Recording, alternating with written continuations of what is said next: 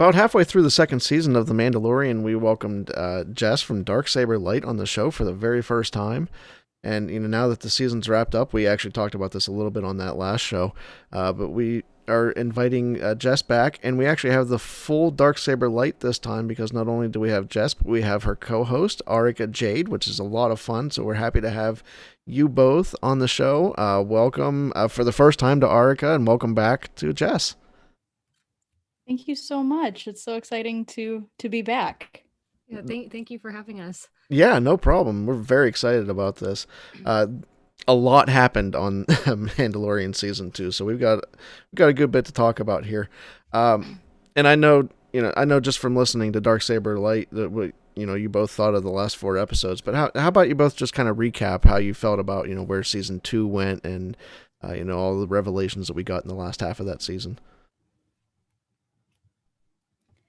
Yeah, you're definitely right that it definitely covered an awful lot those last couple of episodes. But I think that it was also a second half where we got some questions answered and a whole lot more were raised. And I don't know. I think that I mean it was definitely a second half that I mean people just went nuts. I thought that it was just Yeah. it was so fun to see storytelling that was really getting the entire fan base just really psyched up. And no, I'm incredibly excited to see where they're planning on going. Yeah, agreed. Arica, how about you? I was incredibly impressed with the second half of the season. I mean, I thought the whole season was great, but just they really ramped it up in the second half and just had so many different surprises up their sleeve. And it was so much fun to watch, and it's so much fun to see everybody reacting to what they gave us. Yeah, for sure. Mandalorian seems to be one of those shows that has had the rare ability to just get everyone excited, and I know there's been a few like controversies here and there, but for the most part, people just love watching The Mandalorian and are just excited every week to see that news story, see where we're gonna go. And that's that doesn't happen a lot in media in general, not just Star Wars. So it's exciting to see that type of excitement around a show. I think that Yeah, it's absolutely a testament to the show creators and the people who are helming this show, the fact that they've always gone out of their way to connect original trilogy, prequel trilogy, sequel trilogy, comic books, EU stuff, video games. There's something for everyone that is showing up in The Mandalorian, and I think that it's just showing people that there really is a lot more that connects us, and that this story is all one story, and they're trying to make it as cohesive as possible. And I think that people are recognizing that and really appreciating that aspect. yeah, I Mhm. completely agree. I just kind of experienced the excitement. I was getting an MRI yesterday, actually, and one of the people that work there, he saw my Star Wars mask that I had on. He's like, "Do you watch Mando?" I'm like, "Yeah, of course I watch Mando." He was like, "Dude," he was like, it's so good, isn't it? He was like, I was drawn in that very first scene in season 1, when he was in that bar and everything, or he was in that cantina. I was like, yeah. And he's like, and I introduced my dad to it, and he was always like a Star Trek fan, this guy was saying, but now he loves it and everything. And you can just kind of feel that excitement, and a lot of people getting behind it. And my words to him were, yeah, I mean, it's something that everybody can get something out of, I think. And it's definitely united the fan base. And I just finished rewatching the first half of season 2, and I'm gonna get into that latter half here again, even though I've watched all the episodes like at least 3 times. I absolutely love it. So, Yeah. Mhm. So let's jump into something we actually talked about on the last show, the dark saber, because the dark saber was, of course, an important aspect to the last part of the season, and we talked about whether or not the dark saber was really needed to become a ruler of Mandalore, or if it was kind of that more symbolic thing, and we kind of got an answer to that question, I think. So let's talk a little bit about Gideon's monologue during the last part of that season. And just for our listeners, we're not really going to go in order, like recapping the last 4 episodes. We've all already done that, but we're going to touch on some of the high points here. So let's talk about Gideon's message there, because that kind of seemed to confirm what we talked about last time, that it's really more of a symbolic thing, right? It was really interesting to see what was going on there. It's I remember when that segment started happening and Gideon sitting there going, the Darksaber doesn't have power, the story has power, and it was like I could feel this collective gasp of, but that's not what happened in Rebels. Right.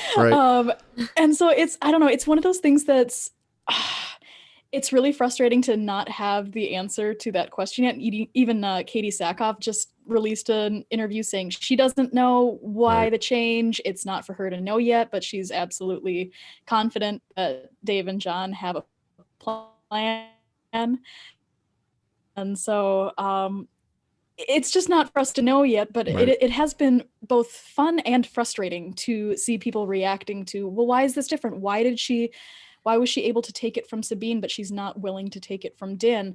And I do think that you're right, though. It gets back to this idea of this has become more of a symbol of leadership, and it does have an importance, but I'm hoping that comes back to, I'm hoping that plays an important part in season 3, this idea of what exactly this saber means, and is it necessary to rule? Now we've set up this dichotomy of who's going to rule. Is it going to be Din, or is it going to be Bo-Katan? Is it going to be somebody else? And they're at an impasse that has to be rectified. We're not really sure how that's going to happen, but part of me thinks that it could come about from, for example, Bo realizing she doesn't need it, or some other option.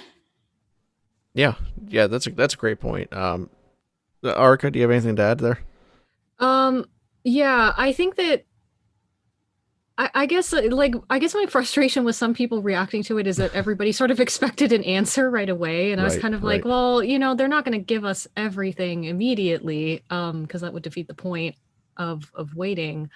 But I do think it is setting up for something potentially interesting that Jess touched on about, is Bo going to realize that she doesn't actually need it to rule? Is there are they kind of clinging to this symbol of leadership of Mandalore like too much, and is that something that they need to kind of loosen their grip on in order to move forward?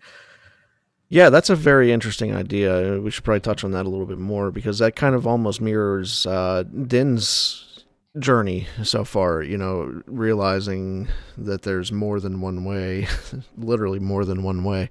And so maybe this is kind of Bo-Katan's journey on her own, is to realize that this Darksaber legend, or story, as Gideon put it, maybe she doesn't need it to be what she wants to be. Her sister didn't need it. Right.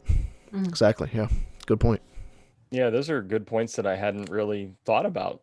So it's always good to get those different perspectives. And as far as fan reactions, I think it's the same thing as how fans reacted in season 1 when Din kind of refused to take his helmet off, and people were like, "Oh, but in Rebels and in Clone Wars, they took the helmet." You just there's a reason there. We're gonna find out, and we trust in John and Dave. I absolutely agree with that point. So.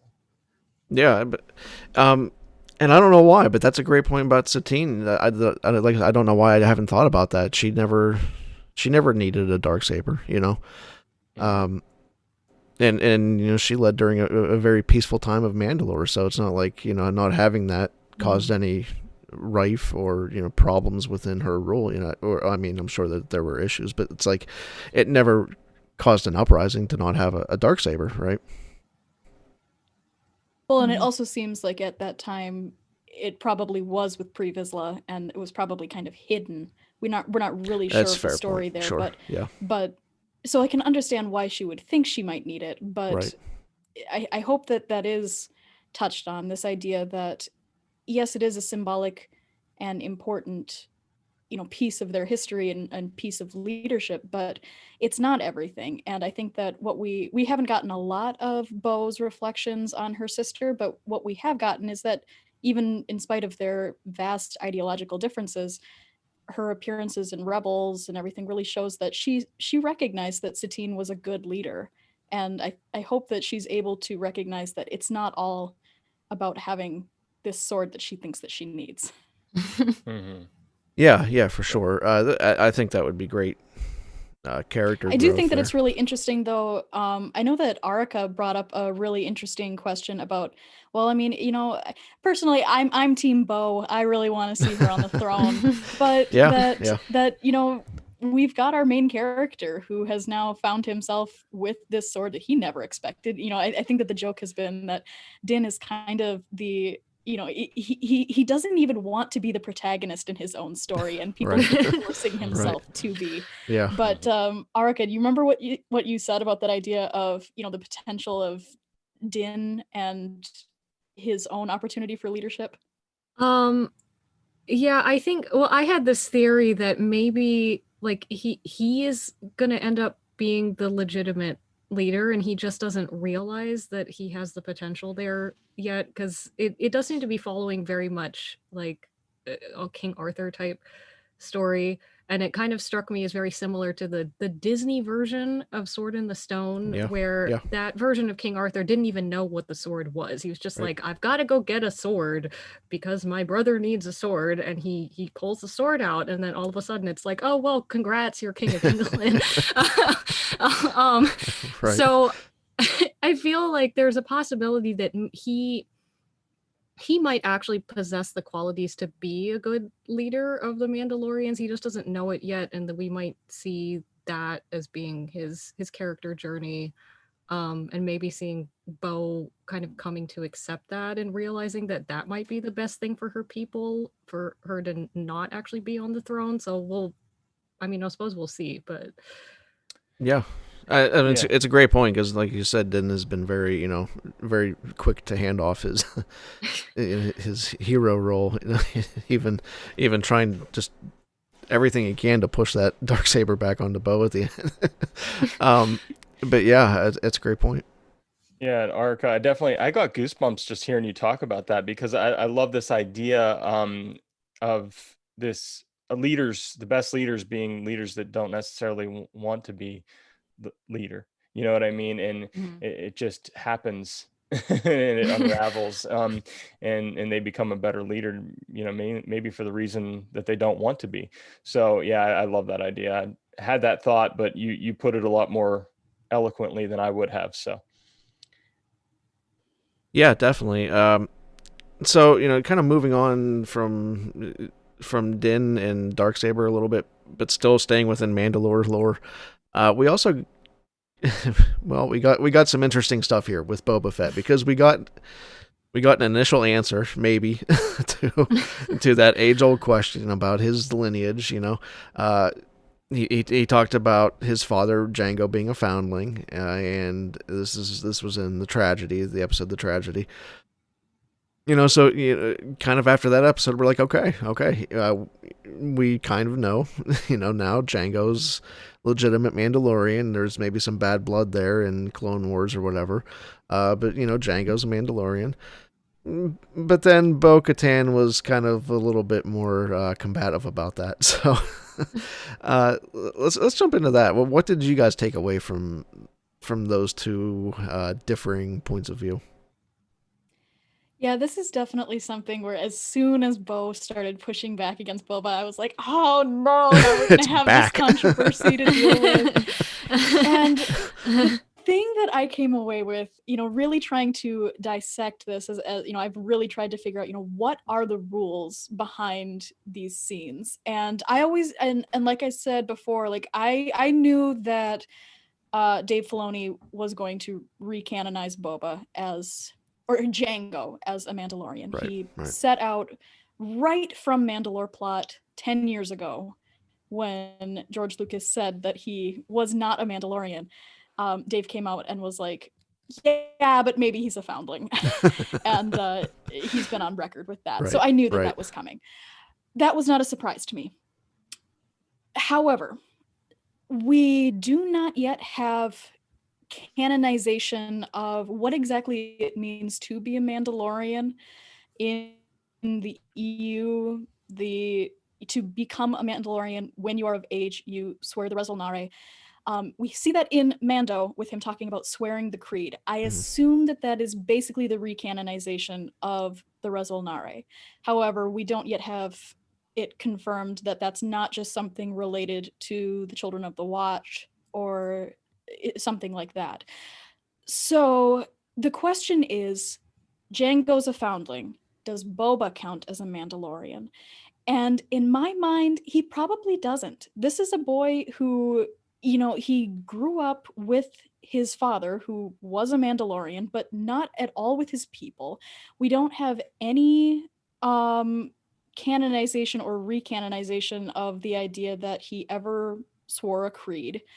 And ultimately, what I think that people are often misinterpret about the scene with Bo and Boba is that she's not reacting to Boba Fett. She's reacting to a clone. She does not recognize his armor. She does not recognize him as somebody who is important to the story. She just recognizes him as a bounty hunter. And then it's when she and Casca hear his voice, that's when things change. And that's where she goes, I've heard your voice 1,000 times before. And so I think that that's an important part of this story because it's not the same argument. This isn't foundling. This isn't the idea of Mandalorians and foundlings. This is the idea of whether the clones who were created from a Mandalorian count as Mandalorians. Personally, I don't really think that they can unless they have met those requirements of being a Mandalorian. Maybe some of them did. Maybe some of them eventually did take interest in their Mandalorian heritage. But what I think is coming is stuff in Bad Batch. I really think that we're going to be seeing Bo and Imperial Mandalore in Bad Batch, and I think that that's where we're going to get the story behind I've heard your voice 1,000 times before. And it's the fact that after helping them in the siege of Mandalore, they turn on her. Right. And they basically facilitate Palpatine coming in. Now, what I think is interesting is that if Bo recognizes that Jango was a Mandalorian, that hurts even more because she recognizes that the clones do have a Mandalorian connection, and that's going to twist the knife even deeper. Yeah. The other question I'm sitting here thinking of as you said that is, are we caring more about something than Boba does? Is this something that Boba really cares about? To me, I don't think so. It doesn't seem like it. Right. He never. Yeah, he never introduces himself as a Mandalorian. In the tragedy, to Bo, he says, "I didn't claim to be a Mandalorian." Right. Yeah. Right. Yeah. And even then, you mentioned the tragedy. He just said he doesn't. When Din asks him if he's a rebel, he doesn't say anything. The only thing he says is, "I'm just, simple man making my way through the galaxy." That's all he claims to be. Yep. Arica, what do you think about all that? Yeah, I found it interesting that he just didn't seem to care. I mean, we saw from the very end of the episode, it's like he very clearly doesn't care because he's gone off to do his own thing. Right. But I do think it brings up a really interesting point about the Mandalorians as a whole, because I feel like this whole season has kind of emphasized this idea that there are a lot of differences amongst the Mandalorians. Like we've seen like different factions, different different traditions, and there doesn't seem to be this unifying thing that says, okay, this is what a Mandalorian is.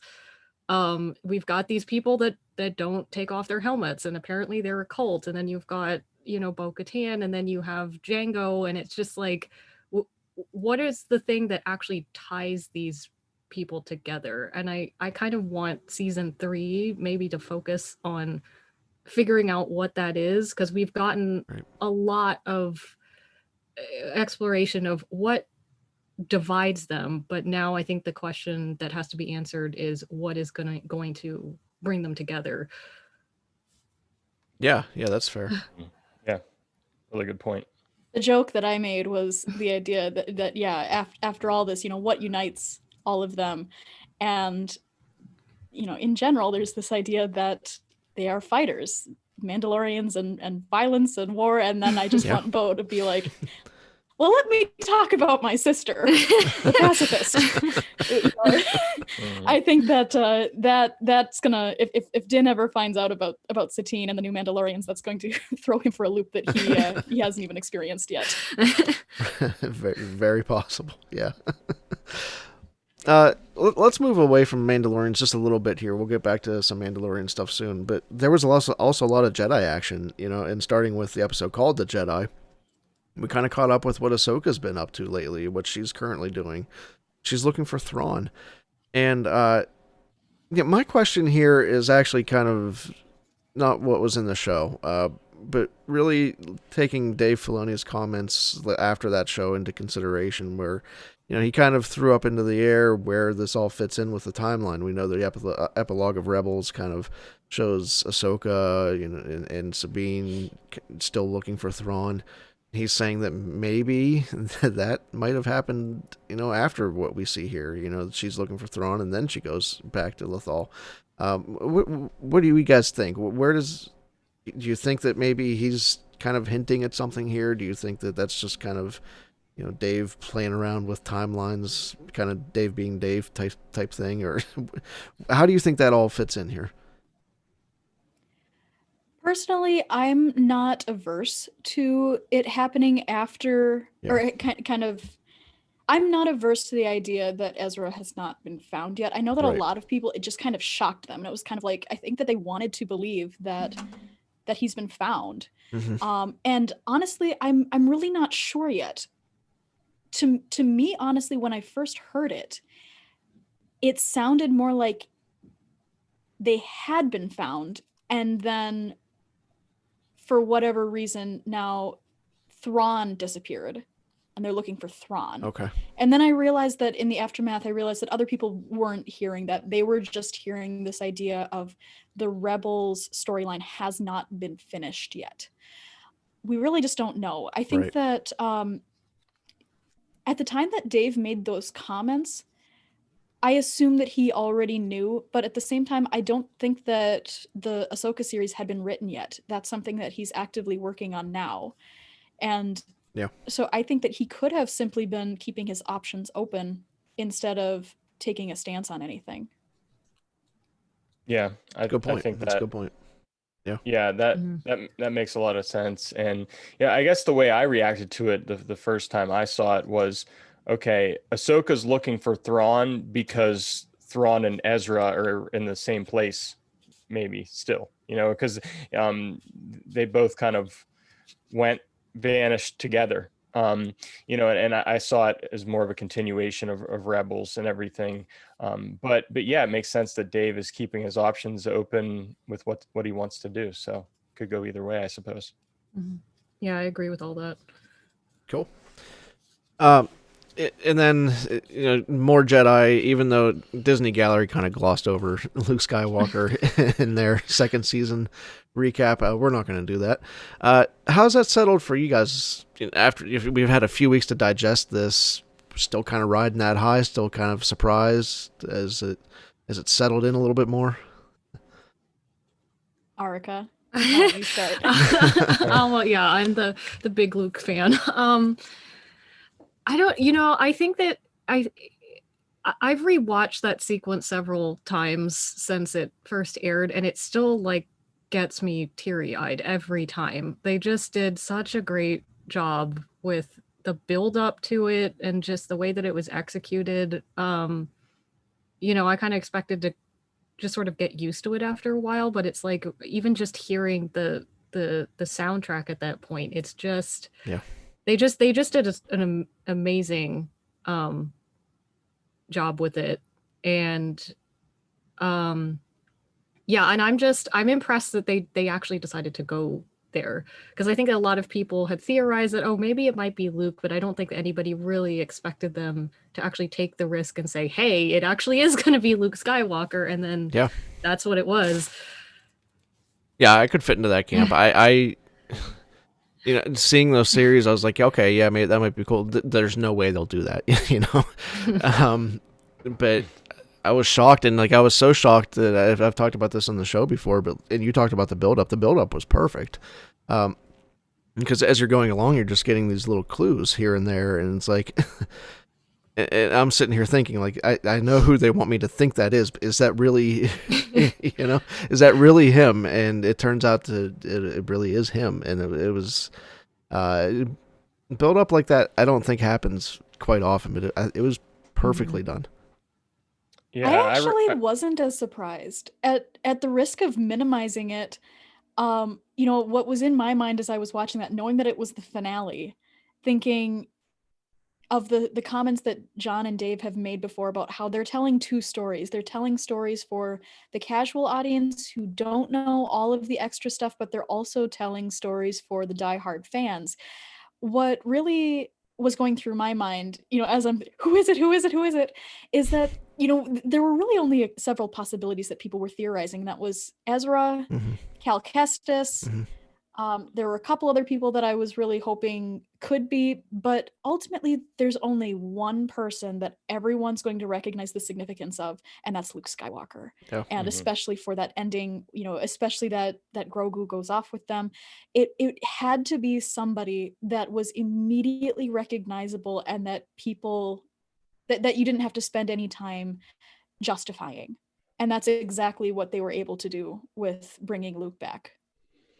Yeah, I agree. I definitely had those names in my mind, like Ezra and Cal Kestis, or Adam was saying maybe it's just some Jedi we haven't met yet. But always in the back of my mind was Luke, of course. And I didn't think they'd do it. I was so glad they did, though, because it makes perfect sense with the storyline, with the timeline, with Luke training, a new generation of Jedi, and it just all fit really well, and ended up just being an amazing moment. The only one minor gripe I had, is just the look of his face and everything, and hopefully they can get that better if they include him in it in the future. So I thought that was so funny. I'll admit I actually really liked it. I maybe it's because I'm just not as massive of a Luke fan that I haven't spent all of the time looking at, so closely at his face, but I think that the technology is improving so immensely. It has improved since Rogue One so incredibly. And but I will admit the funniest thing about it was that I spent the first 30 seconds going, is that Sebastian Stan? I actually, same thing. I actually thought it was him. Yeah. It's so close, and it's so strange, and I'm very glad that they went with Mark Hamill. Mark is so excited, you can just tell. Yeah, for sure. And so I'm grateful that they were able to give him that. I do hope that if he comes back, I think that, just go with Sebastian. I think that people would be happy if it's right. not CGI. I don't think that you could do CGI for much more than a short scene. But, the fact that there was such confusion in my mind about it just tells me it would work.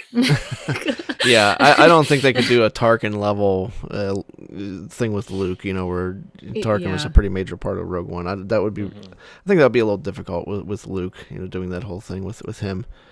But yeah, I think we're really getting into like where do we go from here territory, now that we're talking about events at the end of season 2. So we know we have a little bit of a wait for season 3, but where do we think this is going to go? We talked about Thrawn before. Is Thrawn someone that appears in this show? Is that something that's maybe reserved just for Ahsoka, the Ahsoka show? Book of Boba Fett, we talked a little bit about what combines these characters. Does Boba Fett come back for any particular reason, to retake Mandalore, for example, something like that? Or is he kind of basically effectively separated from these shows? What do we think about this type of stuff? Arica, why don't you start with the thoughts that you've had? Well, I think they've made it pretty obvious that they're kind of following kind of an MCU type formula, sort of building up all of these separate stories, and then it's all going to come together at some point. And I know I've seen, a lot of people saying that Thrawn is going to be like the Thanos of this story, and that everything is eventually going to center around him. So I'm not sure when we're actually going to see him. Like, I feel like they might hype him up a little bit more before they actually show him on screen. But I don't know. My theory about all these different shows coming out that are in this era is that eventually, he's going to present himself as the big threat, and then everybody in each one of these shows, they're all going to have to come together at some point to basically stop him from trying to take over the galaxy, essentially. So Yeah, I can see that. Yeah, definitely. I love that. At first I thought Thrawn would be exclusive to the Ahsoka storyline in that series, but the more I think about it, the more I think it would make sense that he's kind of the Thanos of this Filoniverse that we got. So I love that idea. Yeah, I'd love for him to be that main villain. Yeah, I definitely don't think that we'll be seeing Thrawn and Mando anytime soon. That didn't surprise me at all when Ahsoka was announced. I thought the fact that Din isn't even present when Ahsoka mentions Thrawn in that episode. So it definitely felt very contained. I think that season 3, I'm actually kind of, I'm kind of patting myself on the back. When the Razor Crest was destroyed, I posed the question of where are we going from here? Because the story cannot continue the way that it has for the last 2 seasons. And I said, is Din going to get a new ship? And then when people were theorizing that, Boba might die and he might get Slave One, I was like, okay, I could definitely see that. But my initial idea was, I think that this is the end. Something's going to happen that's going to switch the story. And I theorized that Bo would be, I said that Din's clan would be growing. And basically that the thing that I theorized was most probable was that he would be joining Bo-Katan and her that makes sense. Her storyline to get the throne back. That's what I think that the majority of season 3 will be. Ahsoka will have her storyline with Thrawn, hopefully Ezra, and then that's going to kind of catapult us into Favroni-verse in a huge way. Yeah.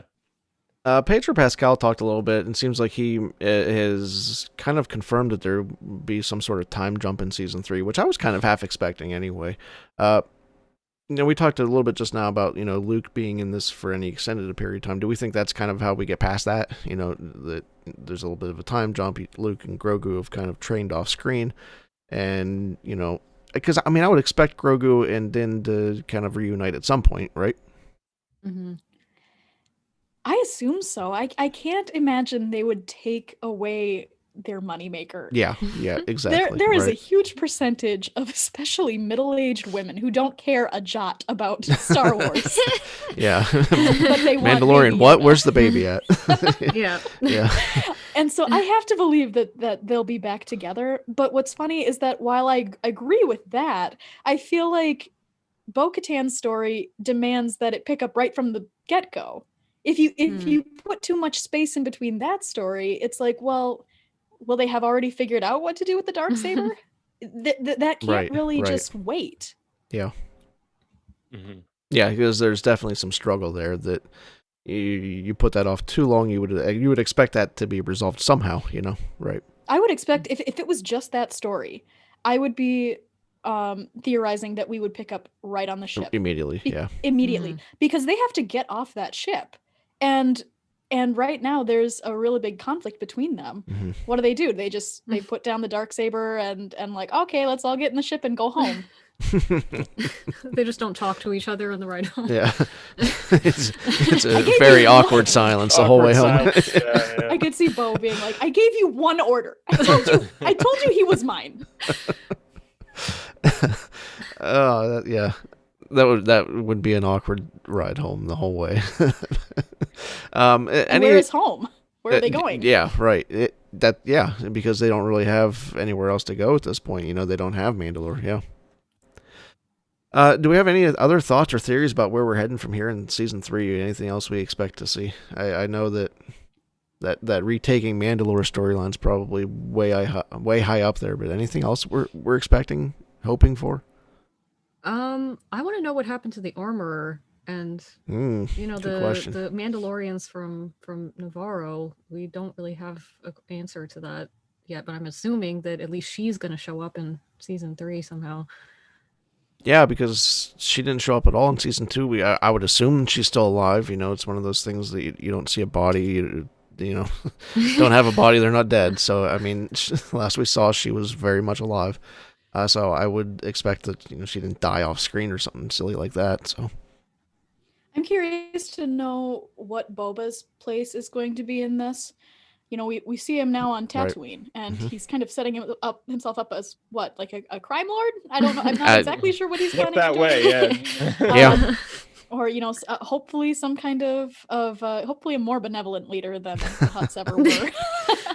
But I'm not really sure what I think his place is going to be in this greater storyline. Right. I haven't seen any I haven't seen any implications that they're looking to explore the EU idea that he ever becomes the Mandalore. Right. Which right now I think that a lot of people still are kind of like, well, it's going to be Bo-Katan versus Boba Fett. And I'm like, I don't know if I've seen any implication that they're looking to go that way. They certainly could, but it seems like he's got a storyline on Tatooine. I'm just wondering if that will be a pretty cohesive story and that's where we'll end it, or if he will eventually come back to this main Mandalorian group. Yeah, it's a great question because I kind of got the impression that he's off on his own. He feels comfortable with what he did in that whole scenario, and then he's done. But then we start talking about this whole MCU style. Everyone comes back and reunites to do this. And I don't know what Boba's place is in that. I don't know how I feel there. I don't know if he's just off on his own now or if he does come back for some reason. It'll also be interesting to see what we get in Bad Batch because Fennec has been confirmed yes. to be in that. Yeah, so yeah. I think that will give us more texture to what we're going to be expecting for Book of Boba Fett. Her story might end up being just as important going forward into this new Favreau-verse as his does. Mm. Yeah. Go ahead, Arica. Sorry. What I found interesting about the Boba Fett series is I'm wondering, since this is apparently seems to be dealing with kind of like the criminal underworld, like are we going to see more with smugglers? Because I know that people have been talking about like, oh, are they going for some kind of new version of the Thrawn trilogy here? And there was a pretty significant storyline with the smugglers in that series, so I'm wondering if that's going to be their Dave's version of that, and that's how it's going to tie into everything. I've seen those theories, and if that's what they're doing, I am 1,000% on board with that. Yeah, I mean, for me, coming out of this season, I felt like some things for now were going to be contained. Like I felt like the Book of Boba Fett would just be centered around Boba Fett and his storyline. Mandalorian season 3 would focus on Mandalore and the throne of Mandalore and Bo-Katan and Mando and everything. And then Ahsoka for now being contained within that Thrawn story. But then later on it kind of expands and we see them coming together down the road. So that's kind of where I'm at with it. And to be a little bold with this, I know it doesn't make sense as far as like money making and merchandise and all that, but I would love to not see Grogu until like the end of season 3, so that you really feel that absence that Mando is experiencing and feeling as well, just so the impact of that is there. So I would be okay with that personally. I don't know if they'll do that, but those are just kind of my thoughts on what's coming down. You are a bold one. I am. I'll echo that though. That's kind of what I think has to happen. Otherwise, it's one of those things where if you kill a character off and then immediately resurrect them, then the death doesn't really feel like it means anything. Right. And I think that in this case, leave Grogu with Luke, for a season. Let Din deal with the fact that Yep. he came to love this little green gremlin son of his, and then let him deal with not having him around, and then eventually bring them back together. I think that you're right.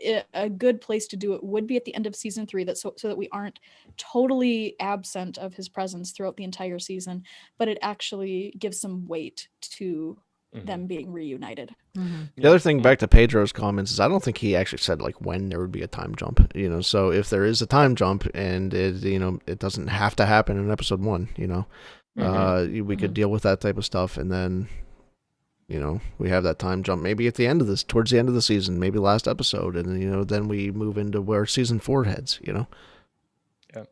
So. All right. Any closing thoughts on Mando season 2 and heading into season 3? It'll be an exciting ride. It will. Yes, indeed. Yep. Well, Jess and Arica, we want to thank you very much for joining us again, and we hope you had a good time. We hope you see you back on the show. Why don't you let everyone know where and everything else? You can find our podcast, Stories by Darksaber Light.